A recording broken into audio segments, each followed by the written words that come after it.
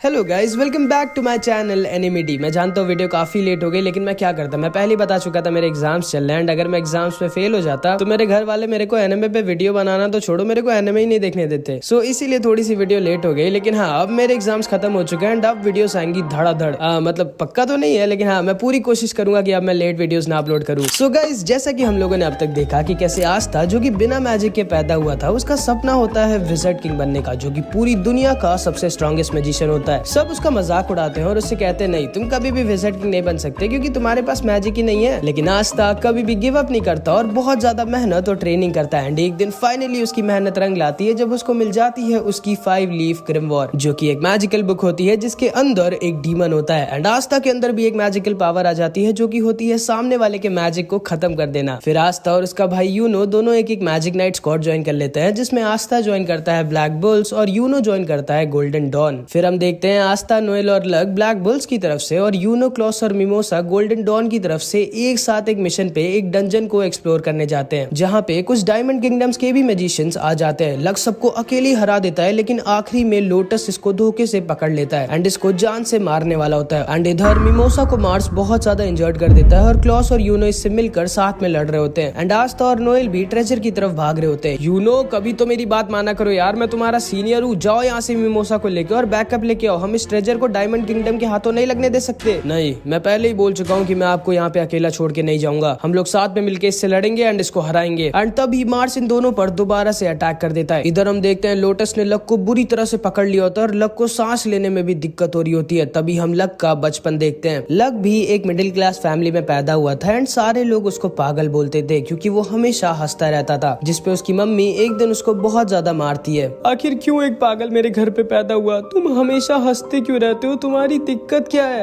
आखिर मेरी ही किस्मत इतनी खराब क्यों थी? एंड इन सबको सुनकर लक अंदर से बहुत ज्यादा दुखी हो जाता है, लेकिन वो फिर भी स्माइल कर रहा होता है। एंड फिर एक दिन लक एक नोबल फैमिली के बच्चे को फाइट में हरा देता है। किसी को भी यकीन नहीं होता कि लक, जो कि एक कॉमन फैमिली का है, उसने एक नोबल फैमिली के बच्चे को कैसे हरा दिया, क्योंकि लक ऐसा पहला कॉमनर था जिसने किसी नोबल फैमिली के बच्चे को हराया था। एंड जिंदगी में पहली बार उसकी मम्मी उसकी तारीफ करती है और उसे प्यार करती है। लक, तुम कोई नॉर्मल बच्चे नहीं हो, तुम स्पेशल हो और शायद तुम ही मेरी किस्मत को दोबारा से बदलोगे। याद रखना लक, इस दुनिया में हमारा कोई भी नहीं है। वादा करो कि तुम ऐसे ही लड़ते रहोगे और कभी नहीं हारोगे। वादा करो कि तुम तब तक नहीं हारोगे जब तक तुम मर नहीं जाते। वादा करो लक। एंड लक अपनी मम्मी से वादा कर देता है कि अब वो कभी भी नहीं हारेगा और बहुत लड़ाई कर कर बहुत स्ट्रांग बनेगा। एंड फिर एक दिन लक की मम्मी भी खत्म हो जाती है एंड सारे आसपास के लोग कह रहे होते हैं चलो अच्छा है, ये पागल औरत खत्म हो गई, उसके बच्चे को तो देखो, वो भी उसकी तरह पागल ही है। उसकी मम्मी खत्म हो गई लेकिन अभी भी वो हंस रहा है। सब लोग दूर रहना उससे, क्योंकि किसी को भी ये नहीं पता होता कि अंदर से लक कितना ज्यादा दुखी होता है। लेकिन कोई भी आगे बढ़कर लक की मदद करने नहीं आता। एंड लक उसी समय समझ जाता है कि उसकी मम्मी ने बिल्कुल सही कहा था, इस दुनिया में उसका कोई भी नहीं है, वो अकेला है। एंड लक उसी दिन डिसाइड करता है कि अब से सिर्फ वो वही करेगा जो उसकी मम्मी ने उससे कहा था, लड़ाई। और वो तब तक लड़ेगा जब तक वो मर नहीं जाता। एंड तब से आज तक लक एक भी बैटल में नहीं हारा है। एंड इसीलिए उसे लड़ना इतना ज्यादा पसंद है, क्योंकि वही एक चीज थी जिसके लिए उसकी मम्मी ने उसकी तारीफ की थी। लक लोटस के मैजिक की वजह से सांस भी नहीं ले पा रहा होता। ठीक है बच्चे, टाइम आ गया है तुम्हारा मरने का। नहीं, मैं हार नहीं सकता। मेरी मम्मी ने कहा था कभी हारना मत, लेकिन एक मिनट, उन्होंने ये भी तो कहा था कि मुझे तब तक नहीं हारना है जब तक मैं मर ना जाऊं, और मैं अब इसके मैजिक से बाहर नहीं निकल सकता। शायद अब मुझे मर ही जाना चाहिए। एंड लक गिव अप कर देता है और तैयार हो जाता है मरने के लिए। ठीक है बच्चे, अब सो जाओ हमेशा के लिए। लेकिन तभी वहाँ पर हमारा आस्था आ जाता है अपनी मैजिकल तलवार को लेके एंड लोटस के मैजिक को बीच से काट कर खत्म कर देता है एंड लक को बचा लेता है। हाँ, इस लड़के ने अपनी तलवार से मेरा मैजिक खत्म कर दिया, ये कैसा मैजिक है? आस्था लोटस से बोलता है, ओए तुम्हारी हिम्मत कैसे हुई मेरे सेनपाई को छूने की? एंड इधर यूनो भी मार्स के सामने अपनी ग्रिमवॉर निकाल लेता है एंड आस्था और यूनो दोनों तैयार हो जाते हैं एक बहुत ही खतरनाक बैटल लड़ने के लिए। लक को समझ में नहीं आ रहा होता कि आखिर आस्था ने उसे क्यों बचाया एंड वो अभी भी स्माइल कर रहा होता है। आखिर तुम्हारी दिक्कत क्या है बच्चे? तुम अभी भी हंस क्यों रहे हो? कहीं तुम्हें ये तो नहीं लग रहा कि तुम्हारे दोस्त तुम्हें बचा लेंगे? और अगर तुम्हें ऐसा लग रहा है तो ये तुम्हारी गलतफहमी है। लक आस्था और नोएल से कहता है तुम दोनों यहीं रुको, मैं इसको अकेला मारूंगा। मेरी मम्मी ने मुझसे कहा था मेरे को तब तक लड़ना है जब तक मैं मर नहीं जाता। एंड लक लोटस के ऊपर दोबारा से अटैक कर देता है, लेकिन लोटस उसके अटैक को डॉज करके उसके ऊपर अटैक कर देता है। एंड लोटस का अटैक लक को लगने ही वाला होता है, लेकिन एक बार फिर से आस्था लक को बचा लेता है और आस्था लक से बोलता है नहीं, मैं आपको मरने नहीं दूंगा लक सेनपाई। लक सोचता है कि आखिर ये क्यों मुझे बचाना चाहता है, मैं आखिर हूँ क्या इसका? मेरी मम्मी ने तो कहा था कि इस दुनिया में मेरा कोई भी नहीं है। एंड तब आस्था लक से बोलता है, माफ करना लक सेनपाई, लेकिन मैं आपको मरने नहीं दे सकता क्योंकि आप मेरी फैमिली का एक हिस्सा हैं। एंड उसी समय लक की आंखें खुल जाती हैं और वो समझ जाता है कि नहीं, अब वो अकेला नहीं है, उसके पास अब एक पूरी फैमिली है जो उससे प्यार करती है एंड उसको प्रोटेक्ट करती है। एंड लक आस्था से कहता है, तुम शायद सही कह रहे हो आस्था, साथ में लड़ने में शायद ज्यादा मजा आएगा, चलो मिलकर हम लोग इसकी बैंड बजाते हैं। एंड आस्था, नोएल और लक तैयार हो जाते हैं लोटस को हराने के लिए। इधर हम देखते हैं यूनो अपनी पूरी जान लगाकर मार्स के साथ लड़ाई कर रहा होता है, लेकिन मैंने तो पहले ही बताया था कि मार्स बहुत ज्यादा स्ट्रांग है। यूनो को समझ में नहीं आ रहा होता कि आखिर वो कैसे मार्स को हराए। और इधर लोटस ने अपने मैजिक से इन तीनों को घेर लिया होता है। जैसे ही आस्था उसके मैजिक को काटता है, दोबारा से लोटस का मैजिक आकर उन लोगों को घेर लेता है। लक सोचता है कि आखिर हम लोग कैसे हराए इसको, इसके स्मोक के अंदर हम लोग इसको देख नहीं सकते और ये बहुत ज्यादा फास्ट है और ये हम लोगों को हमारी मैजिक पावर की वजह से सेंस कर पा रहा है और हम लोगों में सिर्फ मैं ही इसको सेंस कर पा रहा हूँ। लेकिन तभी लक को याद आता है कि अरे हाँ, आस्था के पास तो मैजिकल पावर है ही नहीं, तो लोटस आस्था को सेंस नहीं कर सकता। एंड लक इन दोनों से कहता है, मेरे पास एक प्लान है। नोएल आस्था को अपने मैजिक से हवा में भेजती है एंड लक अपने मैजिक से लोटस पर अटैक करता है और लोटस को आस्था की तरफ जाने के लिए मजबूर कर देता है। एंड आस्था के पास तो मैजिक है ही नहीं, तो लोटस आस्था को सेंस नहीं कर पाता एंड इसीलिए आस्था उसके पास पहुंच जाता है एंड अपनी तलवार से लोटस के ऊपर अटैक कर देता है। एंड लोटस अपने स्मोक प्रिजन से निकलकर दूर जाकर गिर जाता है। एंड इधर हम देखते हैं यूनो की हालत बहुत ज्यादा खराब हो चुकी होती है। सामने से हटो मेरे, तुम सब मुझे नहीं हरा सकते। एंड लोटस इधर समझ जाता है कि नहीं, वो आस्था के रहते इन लोगों को नहीं हरा सकता। एंड तभी वो अपने मैजिक से एक स्मोक कार बनाकर वहाँ से भागने लगता है। भाई साहब, आखिर क्या क्या कर सकता है अपने मैजिक से। लक उसके पीछे भागता है, लेकिन लक को चकमा देके लोटस वहाँ से निकल जाता है। चलो अच्छा है वो भाग गया, अब हमें क्या करना चाहिए। यार वो भाग गया, मेरे को उसको जान से मारना था, लेकिन चलो कोई नहीं, चलो हम लोग मिलके अब ट्रेजर ढूंढते हैं। लेकिन तभी लक मार्स के मैजिक पावर को सेंस कर लेता है। एक मिनट, यहाँ पे अभी आसपास कोई और भी है जिसके पास बहुत ज्यादा स्ट्रॉन्ग मैजिकल पावर है, चलो हम लोग साथ में चलते हैं उसके साथ लड़ने और उसको हराने। एंड इधर हम देखते हैं मिमोसा बहुत ज्यादा हर्ट होती है और धीरे धीरे हील हो रही होती है और यूनो अपनी पूरी जान लगाकर मार्स के साथ लड़ाई कर रहा होता है। लेकिन मार्स बहुत ज्यादा स्ट्रांग होता है और उसकी और यूनो की फाइट में मार्स यूनो पर भारी पड़ रहा होता है। एंड देखकर लग भी नहीं रहा होता कि मार्स जरा सा भी थका हुआ है। क्लॉस समझ जाता है कि ये लड़का कोई नॉर्मल ह्यूमन नहीं है, ये वो है जिसके ऊपर डायमंड किंगडम ने एक एक्सपेरिमेंट कर इसको स्ट्रांग बनाया था, जिसमें इसके साथ और भी कई बच्चों पर एक्सपेरिमेंट किया गया था और उसके बाद उन सबको आपस में लड़ाया गया था। एंड आखिरी में सिर्फ एक बच्चा जिंदा बचा था जो कि था मार्स। क्लॉस को अंदर से बहुत बुरा भी लग रहा होता है क्योंकि एक नोबल फैमिली का होने के बाद भी यूनो जो कि एक कॉमनर है वो उसको प्रोटेक्ट कर रहा है। एंड क्लॉस गुस्से से अपनी पूरी जान लगाकर मार्स के ऊपर अटैक कर देता है, लेकिन मार्स अपने डायमंड शैडो क्लोन से खुद को बचा लेता है एंड वो क्लॉस के ऊपर अपने डायमंड क्लोन से अटैक कर देता है और यूनो के ऊपर अपनी डायमंड स्वॉर्ड से। यूनो बहुत ज्यादा इंजर्ड होता है, लेकिन किसी तरह वो अपने आप को बचा रहा होता है और बार बार मार्स के ऊपर अटैक कर रहा होता है, लेकिन मार्स को वो हिला भी नहीं पा रहा होता और मार्स को कुछ भी फर्क नहीं पड़ रहा होता यूनो के अटैक से। मार्स यूनो से बोलता है, तुम्हें समझ में नहीं आ रहा क्या, तुम मुझे नहीं हरा सकते, गिव अप कर दो। एंड तभी यूनो को अपने पास्ट की याद आ जाती है जब वो और आस्था आपस में ट्रेनिंग किया करते थे। एंड तब यूनो अपने मैजिक से आस्था को आसानी से बार बार हरा दिया करता था। तुम्हें समझ में नहीं आ रहा क्या आस्था, तुम मुझे नहीं हरा सकते, गिव अप कर दो। नहीं, मैं कभी भी गिव अप नहीं करूंगा, ये फाइट तब तक नहीं खत्म होगी जब तक मैं जीत नहीं जाता। एंड आस्था की तरह यूनो भी गिव अप करने वाला नहीं था क्योंकि आखिरी में वो है तो उसका भाई ही। एंड वो फिर से मार्स के ऊपर अटैक करने लगता है एंड मार्स डिसाइड करता है कि अब वो इस फाइट को खत्म कर देगा एंड वो अपनी डायमंड स्वॉर्ड से यूनो के ऊपर एक फाइनल अटैक कर देता है। यूनो अपने मैजिक से उसके स्वॉर्ड को रोकने की कोशिश करता है, लेकिन उसकी स्वॉर्ड तो डायमंड की थी तो वो उसे रोक नहीं पाता और मार्स की स्वॉर्ड यूनो की तरफ आगे बढ़ जाती है। क्लॉस बोलता है, नहीं यूनो, एंड मार्स की स्वॉर्ड यूनो को बस खत्म करने वाली होती है, लेकिन तभी वहाँ पर फिर से हमारा आस्था आ जाता है एंड आस्था अपनी स्वॉर्ड से मार्स की स्वॉर्ड को बीच से काट देता है। क्लॉस देखकर डर जाता है कि आखिर जिस स्वॉर्ड को यूनो तक अपने मैजिक से नहीं काट पाया उसको इस लड़के ने कैसे काट दिया। आस्था मार्स से बोलता है, मेरे भाई से दूर रहना। मार्स भी एकदम शॉक्ड रह जाता है कि आखिर कौन है ये लड़का, क्योंकि जिंदगी में पहली बार किसी ने मार्स की स्वॉर्ड को बीच से काटा था। एंड यूनो भी आस्था को देखता है और सोचता है कि आखिर कितना स्ट्रॉन्ग हो गया है आस्था एंड अब वो बचपन वाला वो वीक आस्था नहीं रह गया है। मिमोसा और क्लॉस भी आस्था को देखकर एकदम दंग रह जाते हैं। अबे ओए गधे, क्या कर रहा है तू, ऐसे बनेगा विज़र्ड किंग, अभी मैं ना आया होता तो गए थे तुम। चुप रहो, मैं बस हराने वाला था उसे। हराने वाले थे कि मरने वाले थे?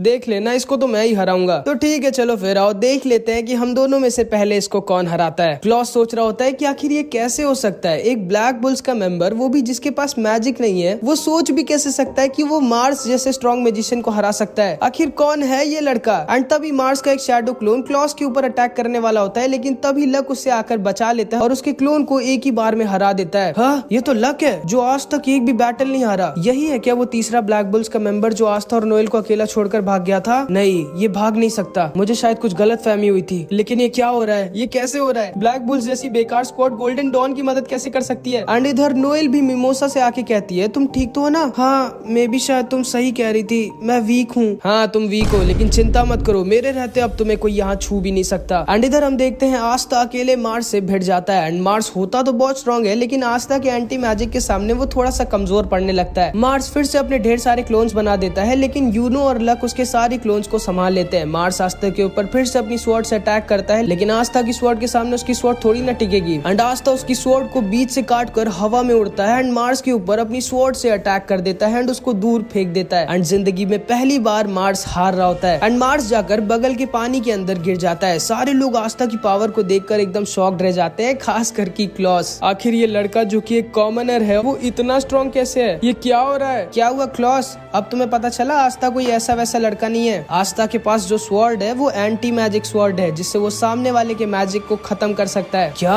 इतनी रेयर मैजिकल पावर एक कॉमनर के पास? लगता है इस बच्चे की किस्मत बहुत अच्छी होगी। तुम्हें आस्था के बारे में पता नहीं है क्लॉस, इसीलिए तुम्हें लग रहा है कि आस्था अपनी किस्मत की वजह से स्ट्रॉन्ग है। लेकिन तभी मार्स अचानक से आस्था के ऊपर अपना स्ट्रॉन्गेस्ट अटैक यूज कर देता है, जिससे वो आस्था को बहुत ज्यादा इंजर्ड कर देता है। आखिर हो कौन तुम? आस्था बहुत ज्यादा इंजर्ड हो जाता है और उसके पूरे कपड़े फट गए होते हैं। एंड आस्था मार्स से बोलता है, मेरा नाम है आस्था और मैं वो हूँ जो एक दिन बनेगा विज़र्ड किंग। एंड क्लॉस आस्था की बॉडी को देखकर एकदम डर जाता है। एक मिनट, ये बॉडी किस्मत से नहीं बन सकती। इस लड़के ने तो सच में बहुत ज्यादा मेहनत करी है। क्या ये सच में एक दिन विज़र्ड किंग बन जाएगा? एक कॉमनर? मेरे सामने से हट जाओ, तुम कुछ भी नहीं हो, तुम एक छोटे पत्थर हो मेरे सामने। एंड ये कह के मार्स आस्था के ऊपर अटैक कर देता है। आस्था बोलता है, हाँ माना कि मैं एक छोटा सा पत्थर हूँ, लेकिन मैं वो पत्थर हूँ जो एक डायमंड को भी तोड़ सकता है। एंड आस्था भी मार्स के ऊपर अटैक कर देता है। एंड मार्स होता तो बहुत ज्यादा स्ट्रॉन्ग है एंड उसमें बहुत ज्यादा मैजिकल पावर भी होती है, लेकिन वो आस्था के सामने टिक ही नहीं सकता, क्योंकि आस्था तो मैजिक को खत्म कर सकता है, चाहे मैजिक कितना ही स्ट्रॉन्ग क्यों ना हो। एंड आस्था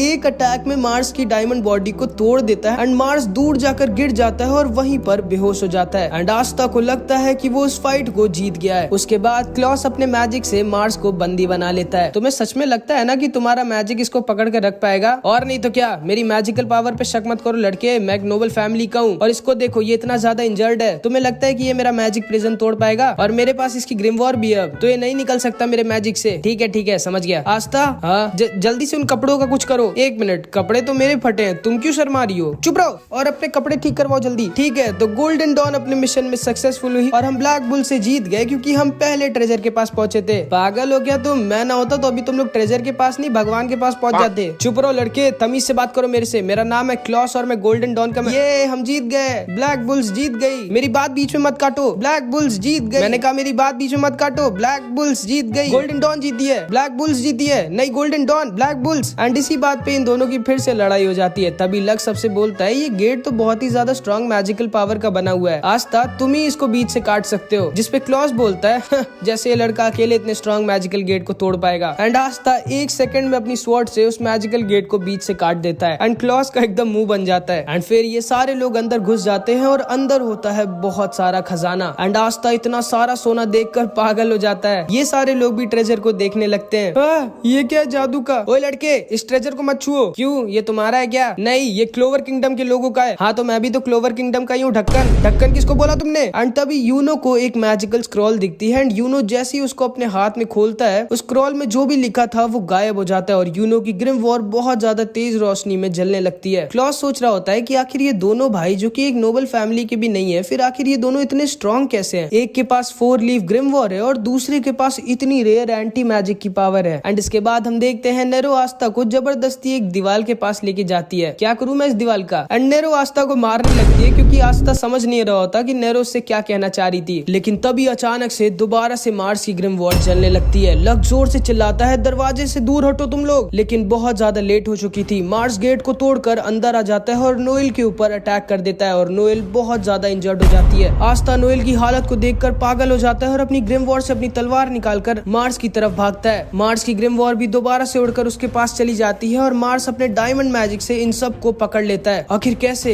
ये तो इतना ज्यादा इंजर्ड था, फिर ये होश में कैसे आ गया? एंड तभी क्लॉस देखकर शॉक्ड रह जाता है, क्योंकि मार्स के पास फायर हीलिंग मैजिक होता है, जिससे वो मिमोसा की तरह अपने आप को हील कर सकता था। नहीं, ये नहीं हो सकता, ये तो इम्पॉसिबल है। एक आदमी के पास एक ही मैजिकल पावर हो सकती है, फिर इसके पास दो मैजिकल पावर कैसे है? एंड आस्ता बहुत ज्यादा गुस्से में मार्स की तरफ अपनी तलवार लेकर भागता है। मैं समझ चुका हूँ कि तुम्हारी मैजिकल पावर क्या है, तुम किसी के भी मैजिक को अपनी तलवार से खत्म कर सकते हो, लेकिन क्या तुम अपनी इतनी बड़ी तलवार से इन सारे सुपर फास्ट मैजिक अटैक्स को रोक सकते हो? एंड मार्स आस्ता के ऊपर डायमंड ब्लेड से अटैक कर देता है। एंड क्योंकि आस्ता की तलवार बहुत ज्यादा बड़ी होती है तो उसे अपनी तलवार से मार्स के सारे अटैक्स को रोकने में दिक्कत होती है। एंड तभी मार्स आस्ता के ऊपर एक बहुत ज्यादा स्ट्रॉन्ग अटैक कर देता है। एंड आस्ता उसी दीवार से जाकर टकरा जाता है जिसे नेरो उसे दिखा रही थी। एंड आस्ता वहीं पर बेहोश हो जाता है। लक, यूनो और क्लॉस को मार्स अपने मैजिक से पकड़ लिया होता है जिससे वो निकल नहीं पा रहे होते। एंड मिमोसा नोएल को हील कर रही होती है और नोएल की हालत बहुत ज्यादा खराब होती है। एंड अगर उसको जल्दी हील नहीं किया गया तो नोएल खत्म हो जाएगी। एंड मार्स बोलता है, नहीं, मैं तुम्हारी दोस्त को तुम्हें बचाने नहीं दूंगा, तुम सब वीक हो, तुम सबको मैं मार डालूंगा। एंड मार्स मिमोसा और नोएल की तरफ आगे बढ़ता है उन्हें खत्म करने। अब आस्ता तो बेहोश हो चुका था और ये तीनों भी हिल नहीं पा रहे होते। अब कौन नोएल को मार्स से बचाएगा ये हम नेक्स्ट पार्ट में देखेंगे। इस पार्ट में इतना ही। एंड नेक्स्ट पार्ट में तब अपलोड करूंगा जब इस वीडियो पे 300 कमेंट्स आ जाएंगे, तो कुछ भी कमेंट जरूर से कर देना। तुम चाहो तो मुझे इंस्टाग्राम पे फॉलो कर सकते हो, कमेंट्स में मैंने लिंक दे दी है। और हाँ, अगर तुमको ऐसी हिंदी एनिमे स्टोरीज देखना पसंद है तो हमारे चैनल एनिमिडी को जरूर से सब्सक्राइब कर देना। मिलते हैं अगली वीडियो में, बाय बाय।